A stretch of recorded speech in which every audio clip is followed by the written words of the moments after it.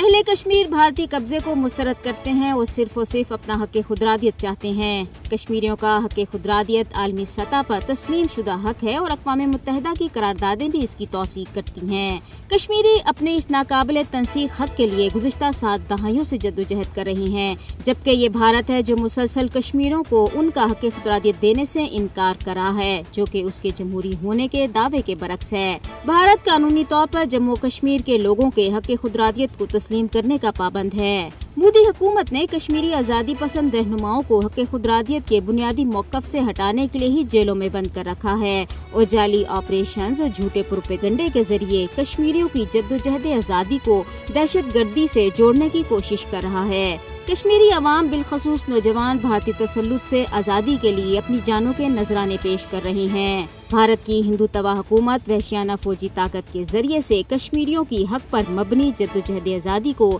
دبانے میں ہرگز کامیاب نہیں ہوگی۔ آزادی کی موجودہ تحریک مقبوضہ کشمیر کے عوام کے جذبات کی ہی عکاسی کرتی ہے۔ اہل کشمیر جانی اور مالی قربانیاں دینے کے باوجود اپنے حق پر مبنی جدوجہد ہر قیمت پر جاری رکھنے کے لیے پرعزم ہیں اور ایک دن ضرور آئے گا جب وہ بھارتی تسلط سے آزادی حاصل کر لیں گے۔ اقوام متحدہ کی قراردادوں کے تحت جموں کشمیر ایک متنازع علاقہ ہے جسے کشمیری عوام کی خواہشات کی بنیاد پر آزادانہ اور منصفانہ رائے شماری کے ذریعے حل ہونا ہے۔ تنازع کشمیر کے حل نہ ہونے سے اقوام متحدہ کی ساکھ پر بھی سوالات اٹھ کھڑے ہوئے ہیں۔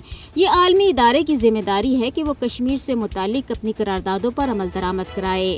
پاکستان نے ہمیشہ کشمیریوں کے حق خودارادیت کی حمایت کی ہے اور مقبوضہ کشمیر کی بھارتی تسلط سے آزادی کے لیے ہر طرح سے کشمیریوں کی حمایت جاری رکھے گا۔ دنیا کو آزادی اور حق خودارادیت کے حصول کے لیے جدوجہد میں مقبوضہ کشمیر کے عوام کی حمایت کرنی چاہیے اور کشمیر پر بین الاقوامی وعدوں کی پاسداری کے لیے بھارت پر دباؤ ڈالنا چاہیے۔ بھارت کا قبضہ اب ختم ہونا چاہیے اور کشمیریوں کو اپنے سیاسی مستقبل کا فیصلہ اقوام متحدہ کی قراردادوں کے مطابق کرنے کا حق دیا جانا چاہیے۔